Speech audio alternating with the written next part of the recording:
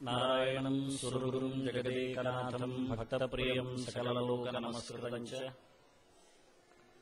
ತ್ರೈಗುಣ್ಯವರ್ಜಿತಮಜಂ ವಿಭುಮಾದ್ಯಮೀಶಂ ವಂದೇ ಭವಗ್ನಮರಾಸುರಸಿದ್ಧವಂದ್ಯಂ ನಾರಾಯಣಂ ನಮಸ್ಕೃತ್ಯ ನರಂ ಚೈವ ನರೋತ್ತಮಂ ದೇವೀಂ ಸರಸ್ವತೀಂ ವ್ಯಾಸಂ ತತೋ ಜಯಮುದೀರಯೇತ್. ಧರ್ಮಕ್ಷೇತ್ರೇ ಕುರುಕ್ಷೇತ್ರೇ ಸಮವೇತಾಯುತ್ಸವಃ ಮಾಮಕಾಃ ಪಾಂಡವಾಶ್ಚೈವ ಕಿಮಕುರ್ವತ ಸಂಜಯ. ಶ್ರೀ ಗುರುಭ್ಯೋ ನಮಃ.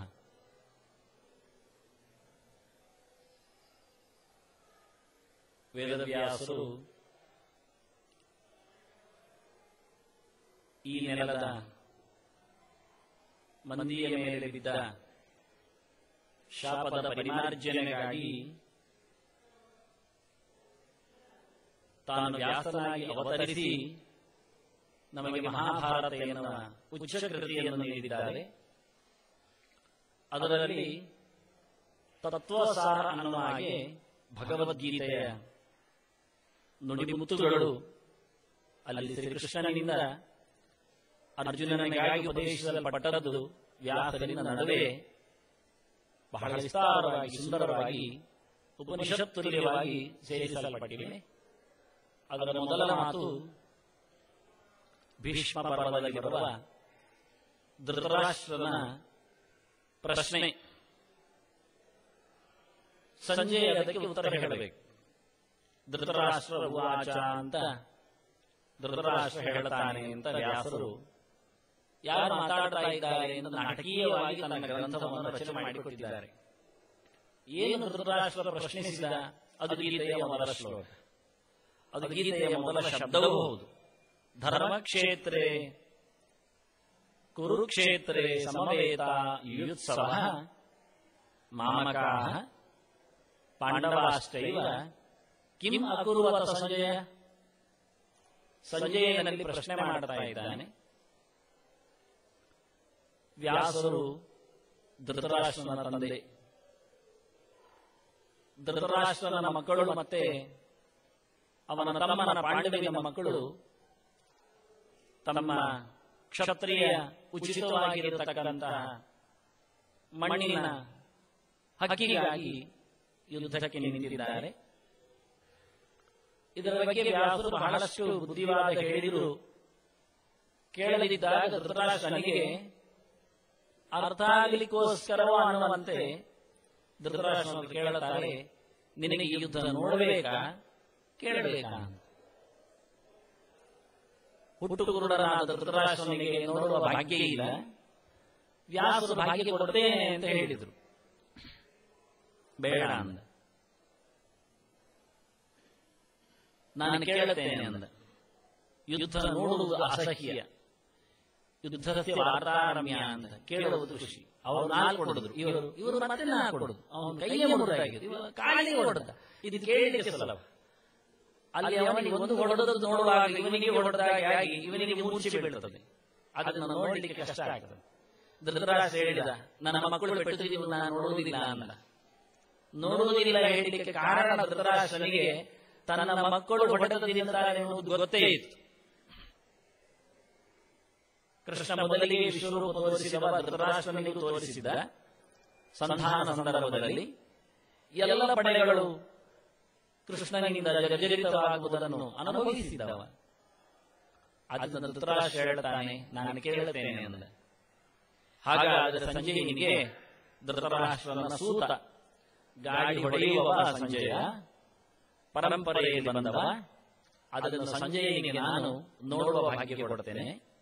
ಅವನಿಗೆ ದಿವ್ಯ ಚಕ್ಷುಸ್ಸಿನಲ್ಲಿ, ದಿವ್ಯ ದೃಷ್ಟಿಯಲ್ಲಿ, ಅಂತರ ದೃಷ್ಟಿಯಲ್ಲಿ ಎಲ್ಲಿ ಏನು ನಡೆದು ಗೊತ್ತಾಗುತ್ತೆ. ಯುದ್ಧದ ವಿಷಯದಲ್ಲಿ ಯಾವ ವ್ಯಕ್ತಿ ಒಳಗಿಂದ ಯಾವ ಮಂತ್ರವನ್ನು ಅನುಸಂಧಾನ ಮಾಡಿಕೊಂಡು ಬಾಣ ಹೊಡೆದಿದ್ದಾನೆ ಎನ್ನುವುದು ಅವನಿಗೆ ಗೊತ್ತಾಗುತ್ತೆ. ಕಣ್ಣಿಗೆ ಕಾಣುವ ವಿಷಯ ಅಲ್ಲ. ಅಂತಹ ಅಸ್ತ್ರಶಸ್ತ್ರಗಳ ಮಂತ್ರದೇವತೆಗಳ ಪ್ರತ್ಯಕ್ಷ ಅದು ಸಂಜಯನಿಗೆ ನಾನು ಮಾಡುತ್ತೇನೆ. ಆದರೆ ನನಗೆ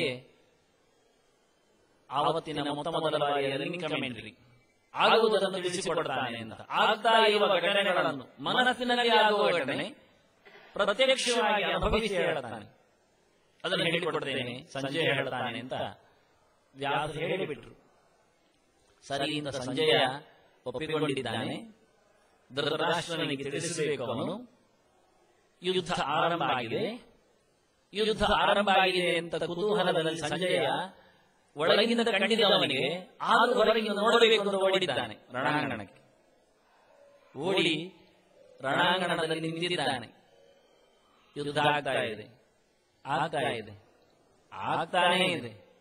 10 ದಿನ ಯುದ್ಧ ಆಗಿದೆ. ಸಂಜೆ ಬರಲಿಲ್ಲ. ಮತ್ತೆ ಹಸ್ತಿನಾಪುರಕ್ಕೆ ಬಂದು ಧೃತರಾಷ್ಟ್ರ ನಿಂತ. ಪೆಚ್ಚು ಮೋರೆ ಹಾಕಿ ಭೀಷ್ಮ ಬಿದ್ದ ಬಳಿಕ ಸಂಜೆಯ ಒಳಗೆ ಬಂದದ್ದು. 10 ದಿನದ ನಂತರದಲ್ಲಿ ಧೃತರಾಷ್ಟ್ರ ಒಂದೊಂದೇ ಪ್ರಶ್ನೆಗೆ ಹೇಳಿಕೊಂಡು ಮೊದಲ ದಿನದಿಂದ ಹಿಡಿದು ಯುದ್ಧವನ್ನು ಕೇಳಲಾಗುತ್ತದೆ. ಆವತ್ತಿನ ಕಥೆ ಗೊತ್ತೇ ಇಲ್ಲ. ಮತ್ತೆ ಕಥೆ ಗೊತ್ತಾಯಿತು 11ನೇ ದಿನದಿಂದ. 10 ದಿನ ಮುಗಿದ ಬಳಿಕ ಸಂಜೆಯ ಬೆವರಿ ಭೀಷ್ಮನ ಪಾದ ನೋಡಿ ಹೇಳಲಾಗದೆ ಓಡಿ ಬಂದಿದ್ದಾನೆ. ಆಗ ಧೃತರಾಷ್ಟ್ರ ಕೇಳುತ್ತಾನೆ. ಆಗ ಮೊದಲ ಧೃತರಾಷ್ಟ್ರನ ಪ್ರಶ್ನೆ ಓಡಿ ಬಂದ ಸಂಜಯನ ಹತ್ತಿರ ಧೃತರಾಷ್ಟ್ರ ವಾಚ ಧರ್ಮಕ್ಷೇತ್ರೇ ಕುರುಕ್ಷೇತ್ರೇ ಸಮವೇತಾಃ ಯುತ್ಸವಃ. ನನಗೆ ಗೊತ್ತಾಗಿದೆ, ಯುತ್ಸವಃ ಸಮವೇತಾಃ, ಯುದ್ಧ ಮಾಡಲು ಬಯಸಿ ಸೇರಿದ್ದಾರೆ. ಎಲ್ಲರಿಗೂ ಯುದ್ಧ ಮಾಡುವ ಹುಚ್ಚು, ಹುಮ್ಮಸ್ಸು. ಅಸ್ತ್ರಶಸ್ತ್ರಗಳ ಸಂಪಾದನೆ ಆಗಿದ ನಂತರ ಅದನ್ನು ಕರಾರುವಾಕ್ಕಾಗಿ ಪ್ರಯೋಗಿಸಿ ಅದರ ಫಲವನ್ನು ನೋಡಬೇಕು ಎನ್ನುವುದು ಪ್ರತಿಯೊಬ್ಬರಲ್ಲಿ ಇದೆ. ತಬಕ ನಾನೇನು ಕಮ್ಮಿ ಏನು? ಆಟ ಆಡುವುದು ಗೊತ್ತುಂಟು ಆದ ನಂತರ ಚತುರಂಗಕ್ಕೆ ಪ್ರತಿಯೊಬ್ಬನು ಪ್ರವೇಶ ಮಾಡ್ತಾನೆ. ಎಲ್ಲಿಯಾದ್ರೂ ಯಾವುದಾದ್ರೂ ಒಂದು ನಡೆಯಲ್ಲಿ ತನಗೆ ಸಿಕ್ಕಿಬಿಟ್ಟರೆ ಈ ಯೋಚನೆ ಹಾಗೆ ಯುದ್ಧದಲ್ಲಿ ಹಾಗೆ ಯಾವುದಾದ್ರೂ ಒಂದು ಘಟಕದಲ್ಲಿ ತಾನು ಬದುಕಿಬಿಟ್ಟರೆ, ಪ್ರತಿಯೋಧನವನ್ನು ತಾನು ಬದುಕಿಬಿಟ್ಟರೆ, ಕ್ಷತ್ರಿಯನಿಗೆ ಧಾರ್ಮಿಕನಿಗೆ ಯುದ್ಧದಲ್ಲಿ ಸೋಲು ಎನ್ನುವುದಾಗಲಿ ಸಾವು ಎನ್ನುವುದಾಗಲಿ ಅದು ಬಹಳ ದೊಡ್ಡದೇ, ನಾಚಿಕೆಯ ಸಂಗತಿಯಲ್ಲ. ಪಲಾಯನ ಮಾಡಬಾರದಷ್ಟೇ. ಹಾಗಾಗಿ ಪ್ರತಿಯೊಬ್ಬನ ಹೃದಯದಲ್ಲಿಯೂ ತಾನು ಕೆಚ್ಚದೆಯಿಂದ ಹೊರಬೇಕು ಎನ್ನುವ ವಿಷಯ ಇದೆ. ಧರ್ಮವೋ ಅಧರ್ಮವೋ ಯೋಚನೆ ಮಾಡಿದರೆ ಕಳ್ಳನು ಹೇಳುತ್ತಾನೆ ತನ್ನದು ಧರ್ಮವೇ ಅಂತ. ಕಳ್ಳತನವೂ ಒಂದು ವಿದ್ಯೆ, ಗೊತ್ತಾಗದಂತೆ ಹೇಗರಿಸಿದೆ ಏನಾಯಿತು ಅಂತಾನೆ. ಯಾವುದೋ ಒಂದು ಧೂರ್ತ ಧರ್ಮವನ್ನು, ಹೆಳೆಯ ಧರ್ಮವನ್ನು, ಉಪಧರ್ಮವನ್ನು, ವ್ಯಾಜ ಧರ್ಮವನ್ನು ಅವನಿಕೊಳ್ಳುತ್ತಾನೆ. ಆದ್ರಿಂದ ಕೃಷ್ಣ ಹೇಳ್ತಾನೆ, ಧರ್ಮಸ್ಥೆ ಚರಣಂ ಶ್ರೇಯ ಧರ್ಮಜ್ಞಾನ ದುಷ್ಕರಂ ಅಂತ. ಧರ್ಮ ಮಾಡಲಿಕ್ಕೆ ಸುಲಭ ಮಾರಾಯ, ಯಾವುದು ಧರ್ಮ ಅಂತ ತೀರ್ಮಾನ ಮಾಡೋದು ಬಹಳ ಕಷ್ಟ ಅಂತ. ಅದಕ್ಕೆ ಬೇಕಾದಷ್ಟು ವಿಷಯಗಳನ್ನು ನೋಡಿಕೊಂಡು ವ್ಯಕ್ತಿ, ದೇಶ, ಕಾಲ ಇದನ್ನೆಲ್ಲ ಇಟ್ಟುಕೊಂಡು ಧರ್ಮದ ಸೂಕ್ಷ್ಮವನ್ನು, ಧರ್ಮಶ್ಚ ಸೂಕ್ಷ್ಮ ನಿಪುಣೋಪಲಕ್ಷ್ಯ ದ್ರೌಪದಿ ಹೇಳ್ತಾಳೆ. ಧರ್ಮ ಭಾರಿ ಜಟಿಲ ಇರ್ತದೆ, ಸಂಕೀರ್ಣ ಇರ್ತದೆ, ಸೂಕ್ಷ್ಮ ಇರ್ತದೆ. ಬಹಳ ಒಳ್ಳೆಯ ವ್ಯಕ್ತಿ ಅದನ್ನು ತಗೊಳ್ಳಬೇಕಾಗುತ್ತೆ ಅಂತ. ಹೃದಯದಲ್ಲಿ ಕೂತ ಒಂದೊಮ್ಮೆ ಯಾವುದೋ ಅವ್ಯಕ್ತವಾದಂತಹ ರೋಗ ಇದ್ರೆ ಅದನ್ನು ಕೂಡಲೇ ಹರಿದು ನೋಡಲಿಕ್ಕೆ ಬರುವುದಿಲ್ಲ. ಬಹಳ ದೊಡ್ಡ ಒಬ್ಬ ವೈದ್ಯರೇ ಬೇಕಾಗುತ್ತೆ. ಅದೇ ರೀತಿಯಾಗಿ ಧರ್ಮದ ಸೂಕ್ಷ್ಮ ಅಷ್ಟು ಸುಲಭವಾಗಿ ಬಿಡಿಸುವುದಂತ. ಅದರಿಂದ ಪ್ರತಿಯೊಬ್ಬರಿಗೂ ಹೋರಾಡುವ ಅಷ್ಟೇ. ಅದಕ್ಕಾಗಿ ಸೇರಿದ್ದಾರೆ, ಉದ್ದೇಶಪೂರ್ವಕ ಸೇರಿದ್ದಾರೆ, ಸಮವೇತ ಚೆನ್ನಾಗಿ ಬಂದಿದ್ದಾರೆ. ಏನು ಅಪಿತಪ್ಪಿ ಬಂದವರಲ್ಲ, ಗೊತ್ತಿದ್ದೇ ಸೇರಿದ್ದಾರೆ. ಎಲ್ಲಿ ಸೇರಿದ್ದಾರೆ? ಧೃತರಾಷ್ಟ್ರ ಹೇಳಿದ ಧರ್ಮ ಕ್ಷೇತ್ರೇ ಅಂದ. ಧರ್ಮದ ನಾಡಿನಲ್ಲಿ ಸೇರಿದ್ದಾರೆ. ಅವನಿಗೆ ಗೊತ್ತು ಧರ್ಮಕ್ಕೆ ಜಯ ಎನ್ನುವುದು ಒಪ್ಪಿಯೇ ಮಾತಾಡಿದ್ದಾನು. ಇದು ಧರ್ಮದ ತಾಣ, ಅಧರ್ಮಿಕರಿಗೆ ಇಲ್ಲಿ ನೆಲೆ ಇಲ್ಲ. ಯಾವತ್ತು ಗೆಲ್ಲುವುದು ಧರ್ಮವೇ. ಆದ್ದರಿಂದ ಧರ್ಮದ ನಾಡಿದು. ಇವತ್ತು ನಿನ್ನೆ ಇದು ಕುರುಕ್ಷೇತ್ರ ಆದದಲ್ಲ, ಹಿಂದಿನ ಕಾಲದಲ್ಲಿಯೂ ಯುದ್ಧ ಭೂಮಿಯೇ ಇದು. 21 ಬಾರಿ ಕ್ಷತ್ರಿಯರನ್ನು ಕಡಿದು 5 ನೆತ್ತರ ಮಡು ಮಾಡಿ ಪಿತೃತರ್ಪಣ ಕೊಟ್ಟ ಪರಶುರಾಮನ ಭೂಮಿ ಅದು. ಸಮಂತ ಪಂಚಕ ಇರತಕ್ಕಂತಹ ನಾಡು ಕುರುಕ್ಷೇತ್ರ. ಅದನ್ನು ಮೊದಲು ಹೇಳ್ತಾನೆ, ಇದು ಕುರುಕ್ಷೇತ್ರದಲ್ಲಿ ಧರ್ಮಕ್ಷೇತ್ರ. ಇಲ್ಲಿ ಯಾವ ಕ್ಷತ್ರಿಯ ಅಧರ್ಮದಲ್ಲಿ ಬದುಕಿದ್ದಿಲ್ಲ. ಧರ್ಮಕ್ಕೆ ಬೆಲೆ ಕೊಟ್ಟ ನಾಡಿಯು ನೆಲೆಯು ಅದರಲ್ಲಿ ಧರ್ಮಕ್ಷೇತ್ರ. ಇದು ಈಗ ಧರ್ಮಕ್ಷೇತ್ರ ಇದರ ಮೇಲಿನ ಒಡೆತನ ನಮಗೆ ಸಂಬಂಧಪಟ್ಟದು ಅಂತ. ಯಾಕೆಂದ್ರೆ ಕುರುಕ್ಷೇತ್ರ ಅಂದ್ರೆ ಕುರುಕ್ಷೇತ್ರ, ಈ ಕುರುಕ್ಷೇತ್ರ ಎಂಬ ಶಬ್ದದಲ್ಲಿ ಬಹಳಷ್ಟು ಭಾರ ಇದೆ. ಕುರುಗಳು ಅಂದ್ರೆ ಯಾರು? ಕೌರವರು ಅಂದ್ರೆ ಯಾರು? ಪಾಂಡವರಲ್ಲ ಅವರೇ. ಯಾರು ಹೇಳಿದ್ದು? ಪಾಂಡವರು ಕೌರವರೇ. ಮೊದಲ ಬಾರಿಗೆ ಪಾಂಡವರನ್ನು ಓಡಿಸಿ ಏಕಚಕ್ರ ನಗರದಿಂದ ಮತ್ತೆ ಪಾಂಚಾಲಕ್ಕೆ ಹೋಗಿ ಮದುವೆಯಾದಾಗ ದ್ರೌಪದಿಯನ್ನು ಪಡೆದಾಗ ಇನ್ನೂ ಪಾಂಡವರ ಅಜ್ಞಾತರೇ. ಆ ಬಳಿಕ ಗೊತ್ತಾಯಿತು ಪಾಂಡವರದು ಅಂತ. ಮೊದಲ ಬಾರಿಗೆ ಪಾಂಚಾಲ ದೇಶದಲ್ಲಿ 1 ವರ್ಷ ಆಗ್ತಾ ಬಂದಾಗ ಪಾಂಡವರಲ್ಲೇ ಇದ್ರು ಮಾಮನ ಮನೆಯಲ್ಲಿ. ಆಗ ವಿದುರ ಹೇಳುತ್ತಾನೆ ಧೃತರಾಷ್ಟ್ರನ ಹತ್ರ, ಕೌರವರು ಗೆದ್ರು ಅಂತ. ಅವನು ಭಾರಿ ಖುಷಿಯಾಗಿ, ಹಾಗಾದ್ರೆ ದುರ್ಯೋಧನ ಬರಲಿ ಕೇಳು, ದ್ರೌಪದಿಯನ್ನು ಕರೆದ ಬೇಕಾದಷ್ಟು ಬಹುಮಾನ, ಸೀರೆ, ಉಡುಗೊರೆ, ಬಂಗಾರ ಎಲ್ಲ ಕೊಡುವ ಅಂತಾನೆ. ಪಾಂಚಾಲಕ್ಕೆ ದ್ರೌಪದಿಯ ಸ್ವಯಂವರಕ್ಕೆ ತನ್ನ ಮಕ್ಕಳು ಹೋದದ್ದು ಗೊತ್ತುಂಟು ಅವನಿಗೆ. ಈಗ ಕೌರವರಿಗೆ ಗೆದ್ರು ಅಂತ ಹೇಳಿದ್ದಕ್ಕೆ, ಓ ದುರ್ಯೋಧನನಿಗೆ ಗೆದ್ದದ್ದು ಮದುವೆ ಆಗಿದ್ದಾನೆ ಅಂತ ಹೇಳಿ ಇವನು ಬಾರಿ ಗಮ್ಮತ್ತಲ್ಲಿ ಹೇಳಿದ. ಆಗ ವಿದುರ ಹೇಳ್ತಾನೆ, ಕೌರವರು ಒಂದು ಸಾಮಾನ್ಯ ಶಬ್ದದಲ್ಲಿ ನಿಮ್ಮ ಮಕ್ಕಳು ಅಂತ ಮಾಡಿಕೊಳ್ಳಬೇಡ, ಪಾಂಡವ ಮಕ್ಕಳು ಕೌರವರಿರ್ತಾನೆ, ಅವ್ರಿಗೆ ಗೆದ್ದದ್ದು ಅಂತಾನೆ. ಹೌದಾ, ಒಳ್ಳೆದೇ ಅಂತಾನಂತೆ. ಒಳಗಿನವನಿಗೆ ಯಾಕೆ ಪಾಂಡವರು ಸತ್ತಾಗಿ ತರ್ಪಣ ಕೊಟ್ಟಾಗಿದೆ. ಈಗ ಅಕಾರ ಚಗನಾರ್ಥಾಯ ಅಂತಾನೆ ವ್ಯಾಸರು. ಅವರು ಒಳಗಿಂದ ತನಗಾದ ಹಿಂಸೆಯನ್ನು ಮುಚ್ಚಿಕೊಳ್ಳಲಿಕ್ಕೋಸ್ಕರ ಒಳ್ಳೆದು ಹೇಳಿದ ಅಂತ ತಮಾಷೆ ಮಾಡಿದ್ದನ್ನು ತಮಾಷೆಯಾಗಿ ಹೇಳ್ತಾರೆ ವ್ಯಾಸರು ತನ್ನ ಮಗನದ್ದೇ. ಅದರಿಂದ ಕುರುಕ್ಷೇತ್ರ ಅನ್ನುವಾಗದಲ್ಲಿ ಧೃತರಾಷ್ಟ್ರನ ಹೃದಯದಲ್ಲಿ ತಮ್ಮದು ಎನ್ನತಕ್ಕಂತಹ ಭಾವ ಇನ್ನೂ ತುಂಬಿದೆ. ಕೌರವರು ತಾವೇ ಅಂತ. ಎಲ್ಲಿದ್ದಾರೆ ಕೌರವರು? ಇವತ್ತು ಹೇಳಿಬಿಡ್ತೇನೆ ವಂಶದ ಚರಿತ್ರೆ. ಆನಂತರ ಮತ್ತೆ ಹುಡುಕಲಿಕ್ಕೆ ಯಾರು ಹೇಳಿದ್ದಾರೆ ಅಂತ. ಮೊದಲು ಬಂದದ್ದು ಚತುರ್ಮುಖ, ಭಗವಂತನಿಂದ ಹುಟ್ಟಿದ್ದು. ಚತುರ್ಮುಖನಿಗೆ 10 ಮಕ್ಕಳು, ಮರೀಚಿ, ಅತ್ರಿ, ಅಂಗಿರಸ, ತುಲಸ್ಯ, ಪ್ರಹ್ಲಾದ, ಭೃಗು, ವಶಿಷ್ಠ, ದಕ್ಷ ಅಂತ. ಅದರಲ್ಲಿ ಒಬ್ಬ ಅತ್ರಿ. ಅತ್ರಿಗೆ 3 ಮಕ್ಕಳು, ದತ್ತ, ದುರ್ವಾಸ ಮತ್ತೆ ಸೋಮ ಅಂದ್ರೆ ಚಂದ್ರ.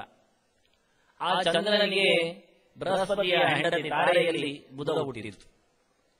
ಆ ಬುಧ ವೈವಸ್ವತನ ಮಗಳನ್ನು ಇಳೆಯನ್ನು ನೋಡಿ ಈ ನೆಲದಲ್ಲಿ ಮದುವೆಯಾಗಿ ಬಿಟ್ಟ. ಅಲ್ಲಿಂದ ಚಂದ್ರನ ಮಗ ಬುಧ ಮದುವೆಯಾದರೆ ಈ ನೆಲದಲ್ಲಿದ್ದರಿಂದ ಅಲ್ಲಿಂದ ಚಂದ್ರನ ವಂಶ ಬಂತು, ಸೋಮವಂಶ ಆಯಿತು. ಅವಳಿಗೆ ಹುಟ್ಟಿದ್ದು ಪುರೂರವಸ್. ಪುರೂರವಸ್ಸಿನ ಕೆಲವು ನೋಡಿ ಉರ್ವಶಿ ಮನೆ ಮಾಡಿದ್ದು. ಅಲ್ಲಿ ಹುಟ್ಟಿದ್ದು ಆಯುಷ್, ಆಯುಷ್, ಸತ್ಯಾಯು, ದಯ, ವಿಜಯ, ಜಯ ಅಂತ. ಆಯುಷಿನ ವಂಶದಲ್ಲಿ ಬಂದವ ನಹುಷ. ನಹುಷನಿಗೆ ಯತಿಯಾದಿ, ಸಂಯಾತಿ, ಆಯತಿ, ನಿಯತಿ, ಕೃತಿಯಿಂದ 6 ಮಕ್ಕಳು. ಅದರಲ್ಲಿ ಯತಿ ಪಟ್ಟಕ್ಕೆ ಬರದಿದ್ದ ಯಯಾದಿಗೆ ಸಾಮ್ರಾಜ್ಯವನ್ನು ಮಾಡಿದ. ಹೆಸರುವಾಸಿಯಾದ ಯಯಾದಿಗೆ ದೇವಯಾನಿ ಮತ್ತೆ ಶರ್ಮಿಷ್ಠೆ ಹೆಂಡತಿಯರು. ದೇವಯಾನಿಯಲ್ಲಿ ಹುಟ್ಟಿದ್ದು ಯದು ಮತ್ತೆ ದುರ್ವಸ್. ಶರ್ಮಿಷ್ಠೆಯಲ್ಲಿ ಹುಟ್ಟಿದ್ದು ಋಷಿಯು ಅನ್ನೋ ಪೂರು. ಅದರಿಂದ ಒಬ್ಬಳಲ್ಲಿ ಯದು ಹುಟ್ಟಿದ್ದಾನೆ, ಇನ್ನೊಬ್ಬರಲ್ಲಿ ಪೂರು ಹುಟ್ಟಿದ್ದಾನೆ. ಯದು ಯಾದವ ವಂಶದ ಮೂಲ ಪುರುಷ, ಪೂರು ಪೌರವ ವಂಶದ ಮೂಲ ಪುರುಷ. ಪೌರವ ವಂಶ ಅಂದ್ರೆ ಪಾಂಡವ ವಂಶದ ಮೂಲ ಪುರುಷ, ಕೌರವ ವಂಶದ ಮೂಲ ಪುರುಷ. ಕೌರವರಿಗಿಂತ ಮೊದಲು ಪೌರವ. ಹೀಗೆ ಯದು ಮತ್ತೆ ಪೂರು. ಈಗ ಇದು ಕೃಷ್ಣನ ಗೀತೆ ಆದ್ರಿಂದ ಕೃಷ್ಣ ಹೇಳಿದ ಗೀತೆ ಆದ ಮೊದಲು ಯಾದವ ವಂಶ ನೋಡೋಣ. ಯದು ವಂಶಂ ನರಶ್ರುತ್ವ ಸರ್ವಪಾಪೈ ಪ್ರಮುಚ್ಯತೆ ಅಂತಾರೆ. ಇದು ಯಾಕಯ್ಯ ಈ ಪಟ್ಟಿ ಕೇಳಿದರೆ ಅವರ ಬಂದವರ ಹೆಸರು ಕೇಳಿ ಪಾಪ ಮೋಚನೆ ಆಗುತ್ತಂತೆ. ಅಷ್ಟು ಅದ್ಭುತದ ವ್ಯಕ್ತಿಗಳೆಲ್ಲ ಬಂದೋದತ್ತು. ಅದರಿಂದ ಯದುವಂಶದಲ್ಲಿ ಬಂದವರು 17ನೇ ತಲೆಯಲ್ಲಿ ಬಂದವ ದಶಾರ್ಹ. ಅದರಿಂದ ಕೃಷ್ಣನಿಗೆ ದಾಶಾರ್ಹ ಅಂತ ಕರೆಯುವುದು. ಅಲ್ಲಿಂದ ಮತ್ತೆ 11 ತಲೆಯಲ್ಲಿ ಬಂದವ ಮಧು. ಅದರಿಂದ ಕೃಷ್ಣನಿಗೆ ಮಾಧವ ಅಂತ ಕರೆಯುವುದು. ಅಲ್ಲಿಂದ ಮುಂದೆ ಬಂದದ 5ನೇ ತಲೆಯಲ್ಲಿ ಮತ್ತೆ ಸಾತ್ವತ. ಅಲ್ಲಿಂದ ಕೃಷ್ಣನಿಗೆ ಸಾತ್ವತಾಂಬ ಬಗೆಯಿಂದ ಹೇಳುವುದು, ಸಾತ್ವತ ಅಂತ ಕರೆಯುವುದು. ಅವನ ಮಗ ಅಲ್ಲಿಯೇ ಬಂದದ್ದು ವೃಷ್ಣಿಮತೆ, ಅಲ್ಲಿಂದ ವಾಷ್ಣೇಯ ಆಗ್ತಾರೆ. ಹಾಗೆ ಮಗನಾಗಿ ಬಂದವ ಅಂಧಕ. ಅಂಧಕ ಮತ್ತೆ ಭಜಮಾನ ಇಬ್ಬರು. ಅಂಧಕನಲ್ಲಿ 7ನೇ ತಲೆಯಲ್ಲಿ ಬರುವ ಆಹುಕ. ಆಹುಕನ ಮಗ ದೇವಕ. ಅವನ ಮಗ ದೇವಕಿ ಮಗಳು. ಹಾಗೆ ದೇವಕಿ ಸಿಕ್ಕಿದ್ದಾಳೆ. ಅದರೊಳಗೆ ಇನ್ನೊಂದು ಕವಲಿನಲ್ಲಿ ಬಂದದ್ದು ಆಹುಕನ ಹತ್ತಿರದಲ್ಲಿ ಮೊದಲಿಗೆ ಸಾತ್ವತನ ನಂತರದಲ್ಲಿ ಆಹುಕ ಮತ್ತೆ ದೇವಕ ಬಂದಿದ್ದಾರೆ. ಆ ನಂತರದ ಮಧ್ಯದಲ್ಲಿ ಭಜಮಾನ ಬರ್ತಾನೆ. ಕುಕುರ ಮತ್ತೆ ಭಜಮಾನ. ಭಜಮಾನ ವಂಶದಲ್ಲಿ ಬರುವ 7ನೇ ತಲೆಯಲ್ಲಿ ಶೂರ. ಶೂರನ ಮಗ ವಸುದೇವ, ವಸುದೇವನ ಮಗ ಕೃಷ್ಣ. ಇಲ್ಲಿ ಎಡೆಯಲ್ಲಿ ಉಗ್ರಸೇನನ ತಮ್ಮನಾಗಿ ಬರ್ತಾನೆ. ಉಗ್ರಸೇನ ಮಗ ಕಂಸ. ಹೀಗೆ ದೇವಕಿ ಮತ್ತೆ ಉಗ್ರಸೇನರು, ದೇವಕಿ ಮತ್ತೆ ಕಂಸ ಅವರ ಅಣ್ಣ ಮತ್ತೆ ತಂಗಿಯರಾಗಿ ಇರ್ತಾರೆ. ಅವರಿಬ್ಬರು ತಂದೆಯ ಅಣ್ಣ ತಮ್ಮಂದಿರು. ಇದಿಷ್ಟು ಕೃಷ್ಣನ ವಂಶ. ಈಚೆ ಬದಿಯಲ್ಲಿ ಪೂರ್ವ ವಂಶದಲ್ಲಿ ಪೂರ್ವಿನಲ್ಲಿ 15